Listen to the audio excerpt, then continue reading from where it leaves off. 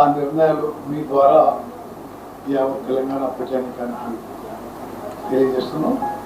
మొదటిగా వానాకాలం పంటలకు రైతులకి పెట్టుబడి సాయం కింద రైతు భరోసా నిధుల్ని విడుదల చేయాలని ఈరోజు ముఖ్యమంత్రి రేవంత్ రెడ్డి గారి ఆధ్వర్యంలో జరిగిన మంత్రుల సమావేశంలో కీలక నిర్ణయం తీసుకున్నాం.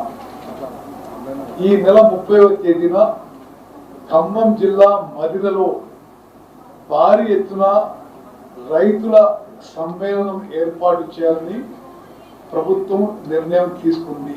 ఆ రోజు భారీ బహిరంగ సభ ఏర్పాటు చేసి అదే వేదిక నుంచి రైతు భరోసా నిధులని పంపిణీ చేయాలని ఈరోజు సమావేశం నిర్ణయం తీసుకోవడం జరిగింది.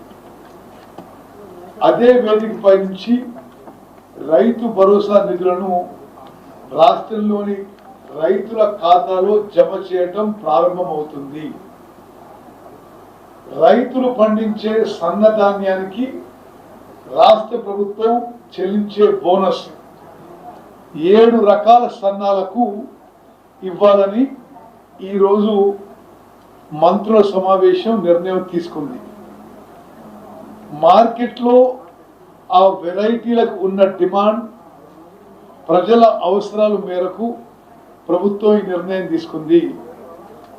దీని ప్రకారం బీపీటీ 5204,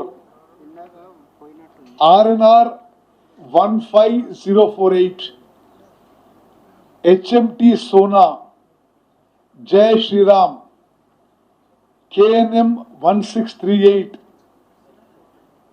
WGL 44,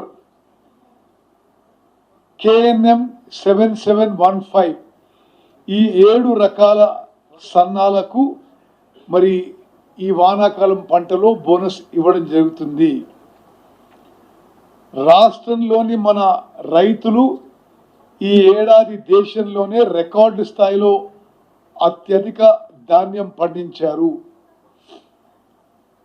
గతంలో ఎన్నడూ లేని విధంగా ఈ సీజన్లో యాసంగిలో రాష్ట్ర ప్రభుత్వం రికార్డు స్థాయిలో దాదాపు 80 లక్షల మెట్రిక్ టన్నుల ధాన్యం కొనుగోలు చేసినము.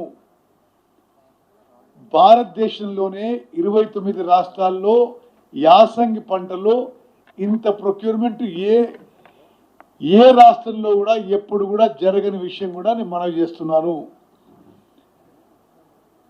మరి మిగతా రాష్ట్రాలతో పోలిస్తే కేంద్ర ప్రభుత్వం మనం రాష్ట్రం నుంచి తక్కువ పర్సెంటేజ్ ధాన్యాన్ని సేకరించడంపై మంత్రుల సమావేశం ఆందోళన వ్యక్తం చేసింది.